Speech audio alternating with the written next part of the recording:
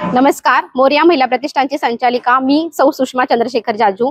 आज आपण बघतो की बहुतेक खेडेगावात मतदान कसं करायचं हे लेडीज किंवा जेंट्स जे आहेत त्यांना कळत नाहीये। मग आम्ही आज जनजागृतीद्वारे महिलांना मतदान कसं करायचं, मतदान हा आपला अधिकार आहे, त्यासाठी आम्ही आज जनजागृती केलेली आहे आणि त्यांना सांगितलं आहे की ह्या मशीनद्वारे आपण मतदान आणि आपला हक्क कशा प्रकारे बजावू शकतो। आणि आता ह्या सर्व महिला प्रत्येक वॉर्डामध्ये जाणार आहेत आणि घड्याळ किंवा नगरसेवक आणि नगराध्यक्ष पदासाठी जे उमेदवार उभे आहेत त्यांची जी निशाणी आहे ती समजून सांगणार आहेत, त्यांच्याकडनं मशीन ऑपरेट कसं करायचं हे दाखवणार आहेत आणि ह्याप्रमाणे जास्तीत जास्त मतदान आमच्या वडगावामध्ये कसं होणार आहे हे आम्ही आज ह्या महिला भगिनींकडून करून घेणार आहोत। ह्या मशीनद्वारे 4 नगराध्यक्ष पदासाठी जे उमेदवार आहेत, परंतु आपला उमेदवार कुठे आहे हे त्यांना बजावून दाखवलेलं आहे। त्यानंतर नगराध्यक्ष पदासाठी जरी 4 उमेदवार असले तरी चिन्ह कोणतं आहे आणि उमेदवार कोणता आहे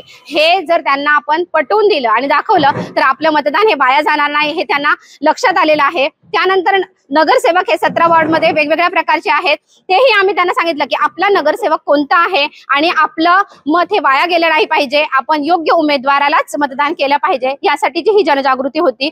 मतदानाला जातात तेव्हा काय करतात की 2-2, 3-3 वेळेस बटन दाबतात आणि मग काय होतं, आपलं मतदान हे वाया जातं।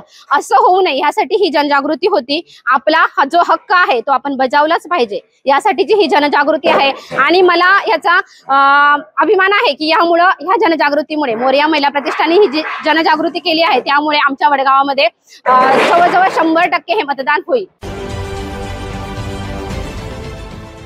देश विदेशातील प्रत्येक घडामोडींचे लाईव्ह अपडेट मिळवण्यासाठी आता साम टीव्हीच्या सर्व सोशल मीडिया प्लॅटफॉर्मला लाईक, फॉलो आणि सबस्क्राईब करा। तसंच सर्व नोटिफिकेशनसाठी बेल आयकॉन प्रेस करायला विसरू नका।